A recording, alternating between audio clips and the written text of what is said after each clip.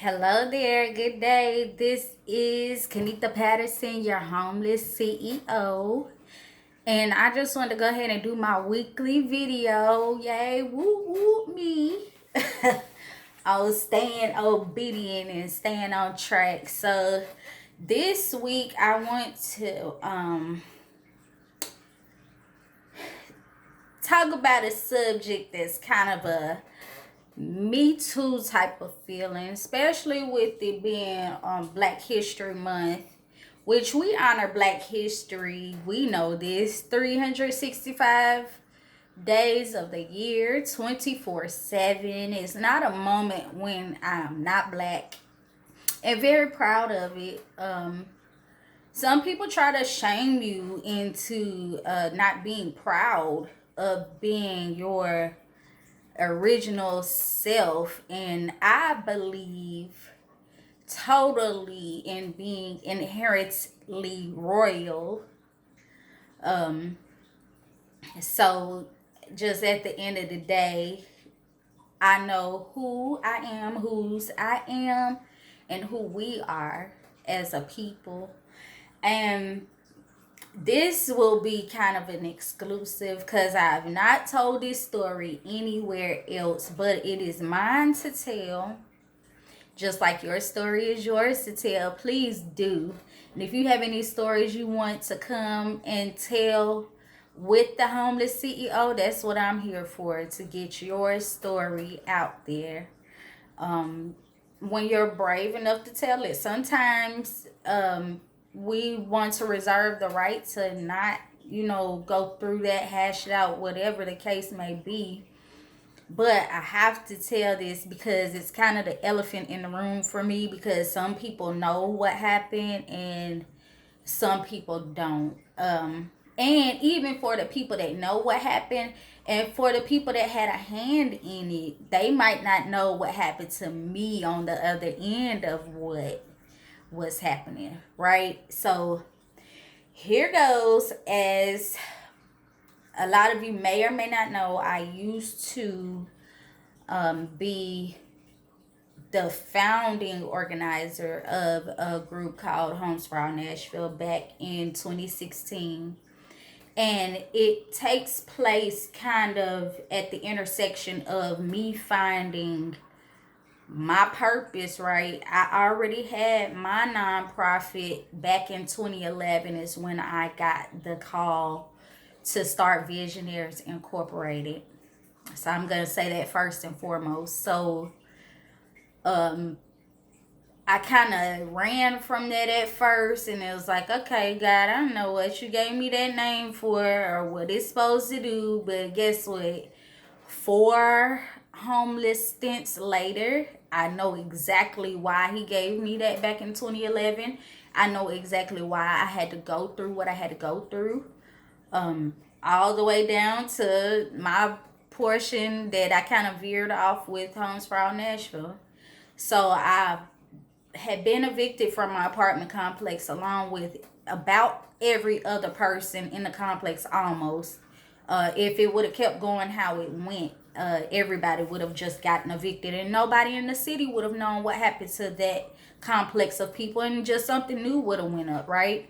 So I saw my neighbors' things being set out on the side of the dumpster, not in front of their homes like you normally see an eviction with people's things set out on the sidewalk.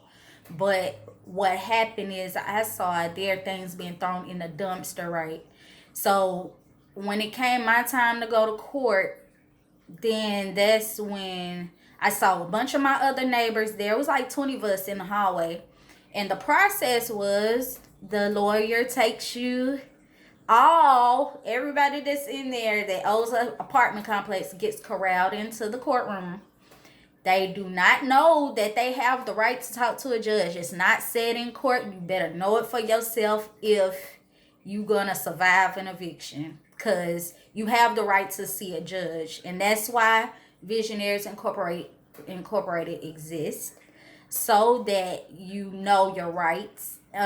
I wanted to continue what I did as far as social justice, housing social justice goes.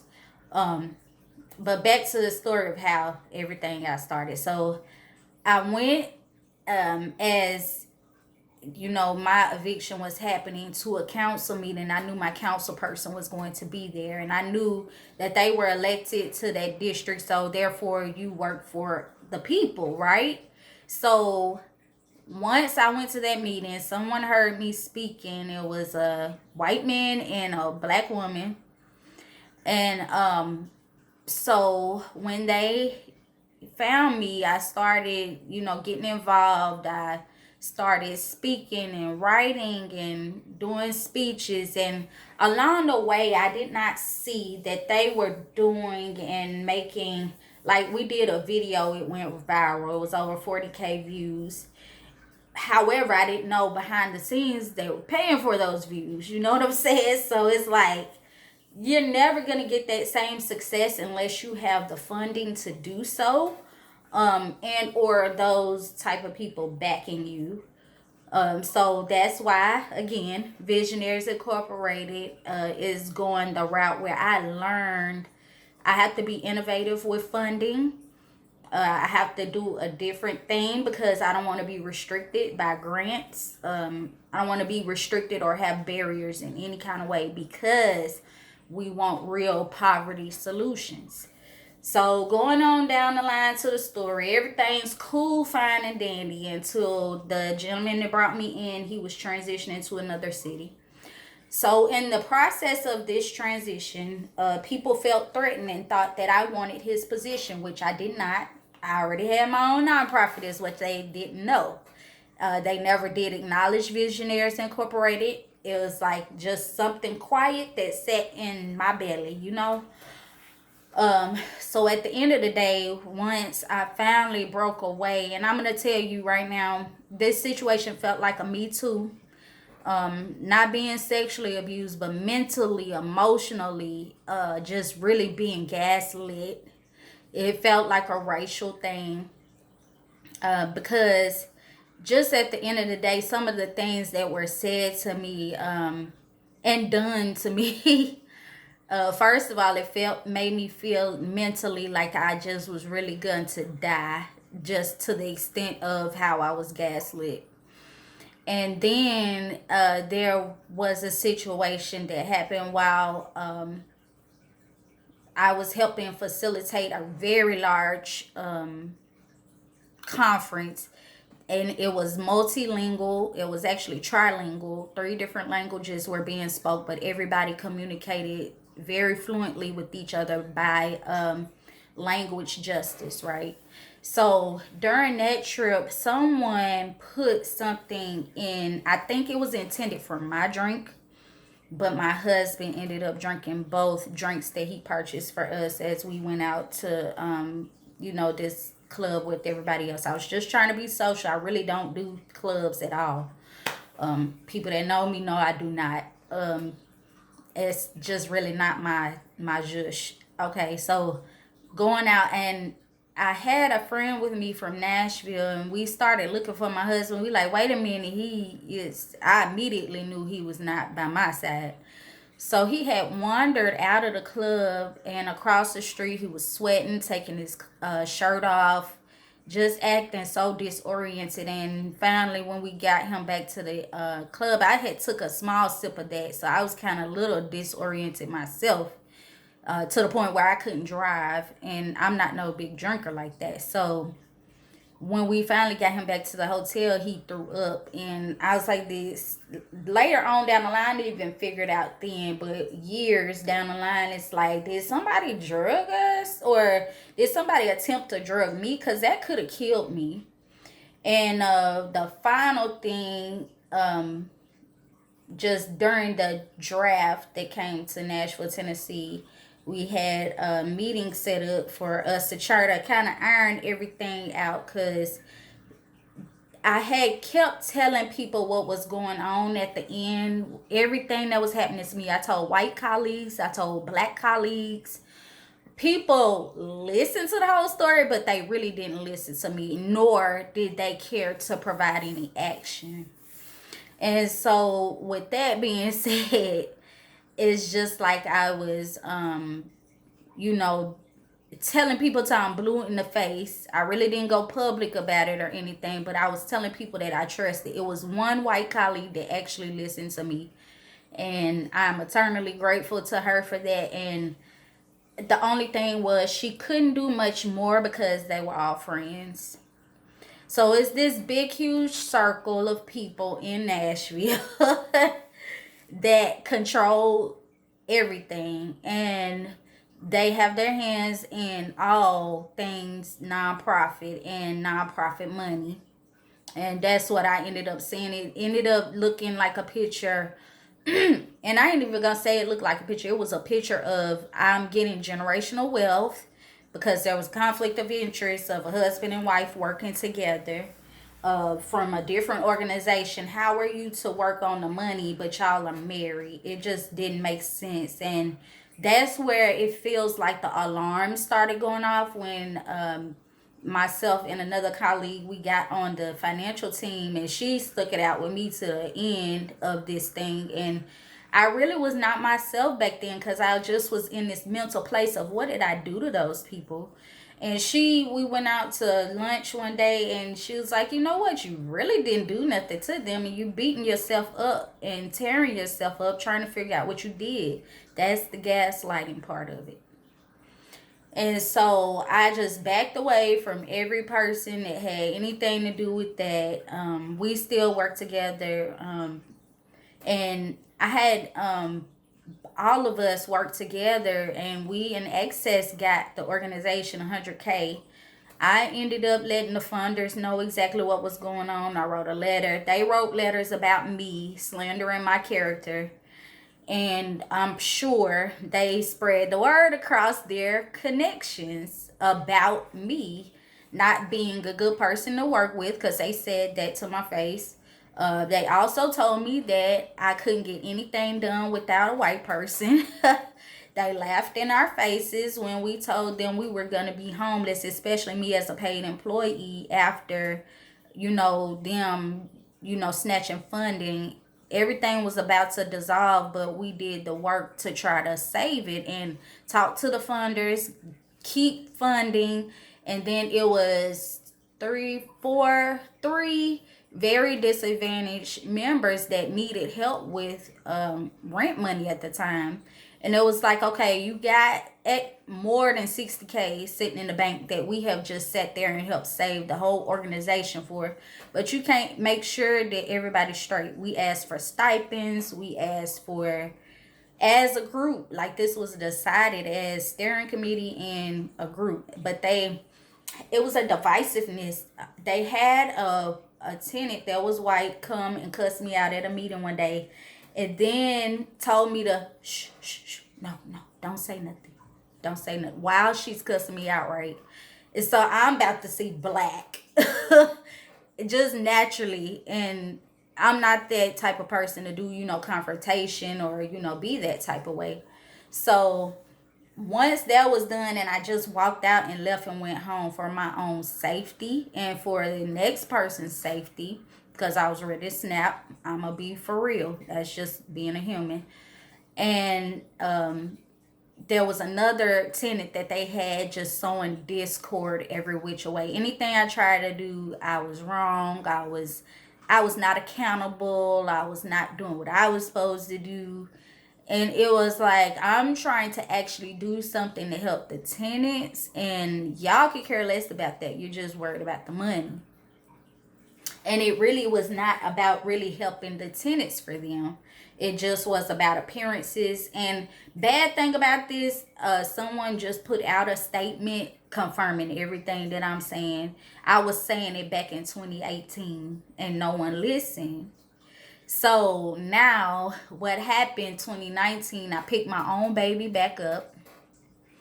And I refuse to let any infiltrators in. If you are working with anyone that is not your color right now, I am telling you highly to be careful, because those are the same characters that did what they did to me. It's exposing season, and I feel like it's my right to tell my story. It's my right to let people know exactly what's going on. And if they wanted a better part in my story, they would have done better. And at least, listen and try to help me resolve it. Oh, listen, y'all. This is another thing that happened. There was a trial for me. And they brought in the tenant that they were causing division with. They wanted her to be a steering committee member. They brought in the one that, was kind of working with me to the end. And so it was just us. My husband came in support of me. They even tried to attack him during that meeting and say, are you a tenant or are you someone that's a part of this meeting? They can't stand the truth. So during that meeting, the judge was a fellow black woman, and I call that type of person a gatekeeping pollinator. So what they do, they go to each entity and everything that's going on, they in everything. I thought to myself, why is this lady so busy with everything? Because you got to bring the information back to the infiltrators. If you watch that new movie that's coming out on February the 12th, you'll see exactly what I'm talking about. Because that's what happened to me. And on down the line, this been 400 years of this stuff. So nothing has changed. And they have systems that create generational wealth for them. I'm just gonna say what it is. It's real. So it is what it is. And now that I have my own nonprofit and I'm trying to get on some of these committees and boards, it's like, wait a minute, hell no, not her. Because I deal in the truth and I deal in real solutions. So that's not what any city wants to see, is real solutions. They got all these systems set up, all this money, and only the, key players can get it. And unless you kiss butt, you're not getting any of the CARES Act.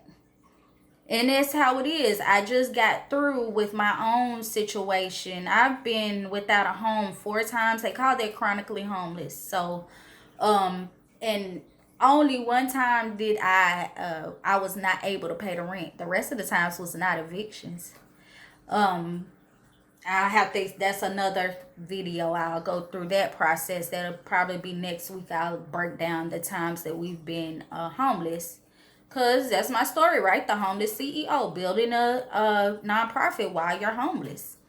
So from that, now that I'm building my own, it's like, you get the side eye, or you ask for help, and it's people that knew me back when I was popping with their organization, and it was full on support. Man, it's like, I don't know if they pay for the support or if you just support only because you're in a circle. But as my story with, being in a city that does that, I'm pretty sure, what does your city do in these type of practices? But the bottom line is, we need housing here. We need properties, because it's nothing for large families. I didn't have a shelter to go to, and it doesn't exist here unless you've been in domestic violence, unless you're drug addicted, or unless you're a single parent with children. You could get in the shelter then.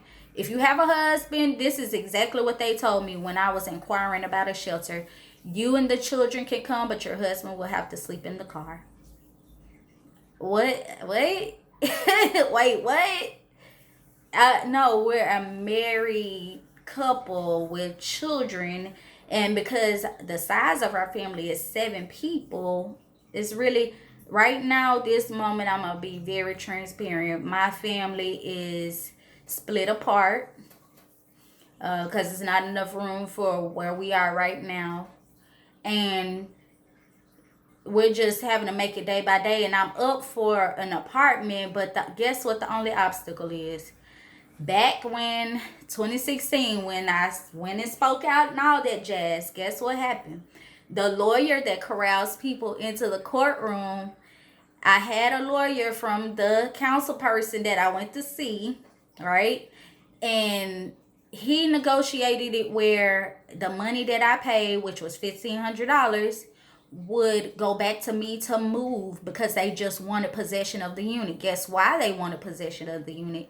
Because we didn't know, as all these people are getting mass evicted, because they know we're black people and we're not going to keep receipts, or whatever the case may be. It's going to be easy to get rid of them, right? So what happened, they had sold the complex for $20 million. When I found that out, my heart shattered. It was like, oh, I'm expendable. And so the same people that bought the complex for $20 million are now on the Affordable Housing Task Force with the city. So my thing is, if you did that mass eviction to all these people, how are you a good fit for Affordable Housing Task Force?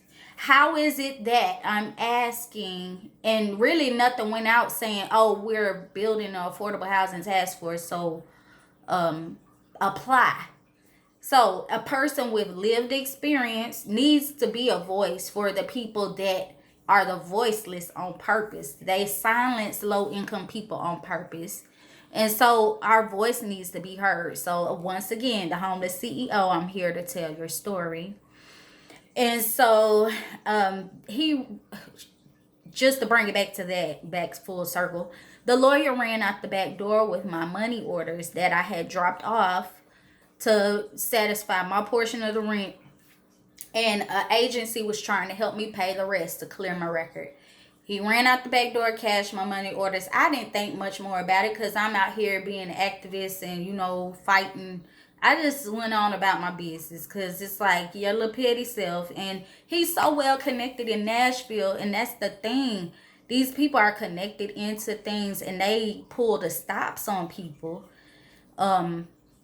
So just know, if something happened to me, check them. Because it's like, y'all tried it. And now that I'm up for an apartment, it's like,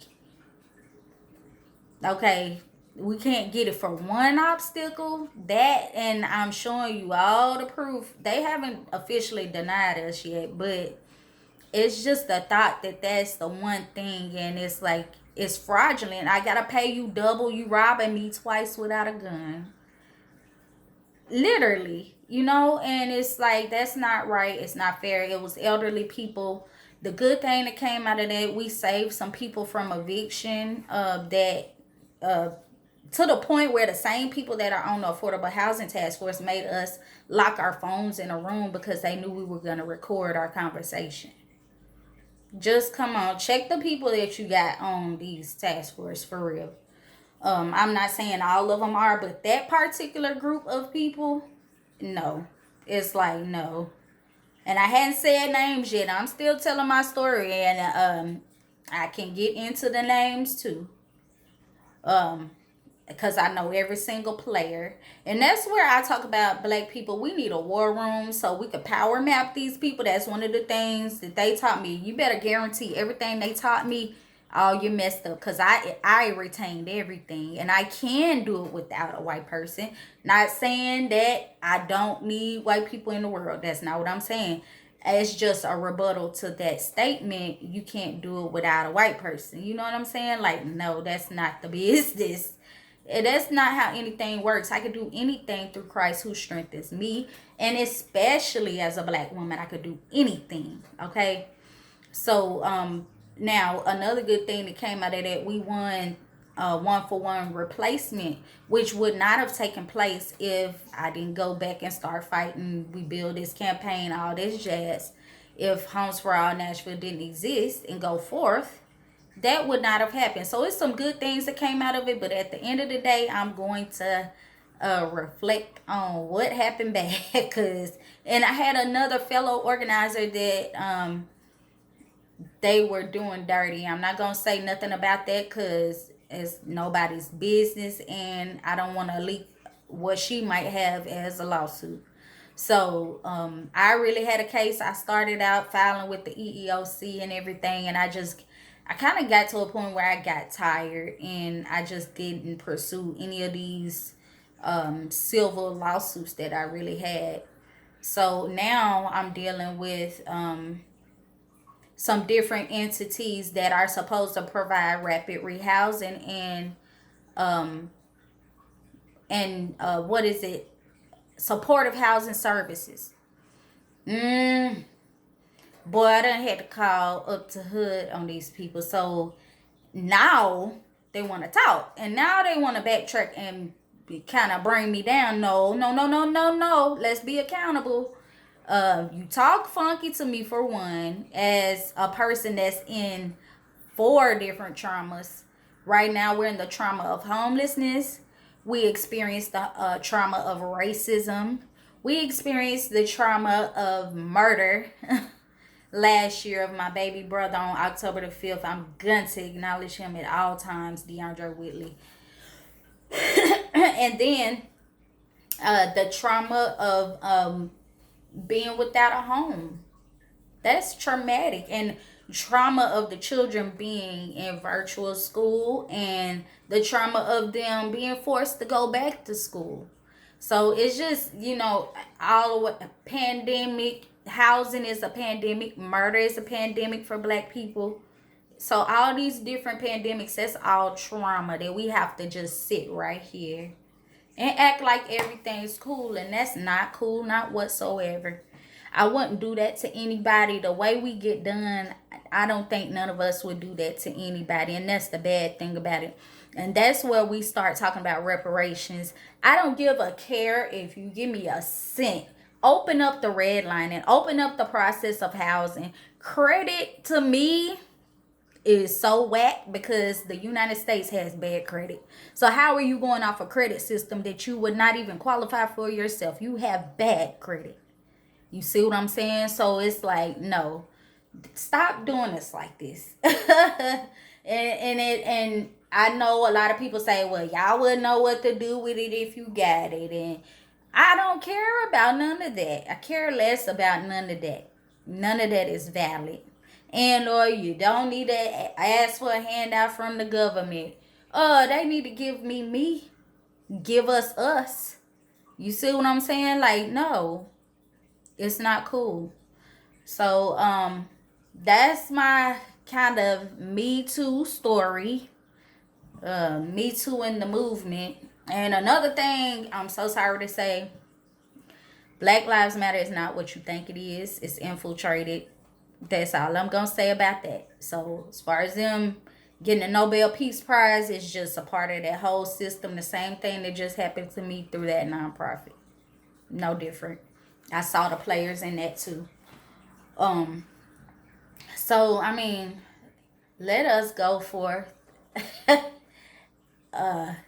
As I like to say, for real. Like, and I'm in the process and the place of building a foundation for Visionaries Incorporated, and trying to figure out my for-profit sector, which I have a lot to bring forth and work on, to be the catalyst that propels my nonprofit forward, so I could buy properties, so I could have a headquarters, so I could have my transitional housing community, so I could build container apartment homes to house large families. And matter of fact, I wrote for a CARES Act grant, and something that I wrote about the local public housing agency has done, and it's giving them all hell right now. If it's not your blueprint, don't touch it. It's not yours. It's like I saw the best quote this week, and it said, everybody's test is different. You can't copy off my papers because the answers are going to be different because my questions are different. What's for me is for me. That wasn't for them to do. So therefore, the people that it is for to do, help get us funds that we duly deserve. And let other people have a chance, because the people that are in place, nothing has been done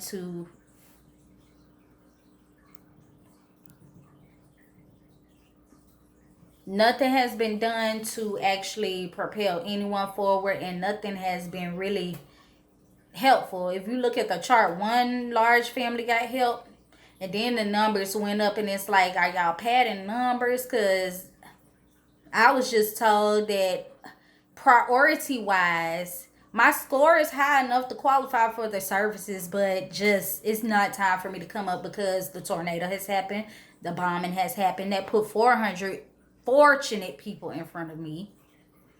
So just be for real. It's not feasible.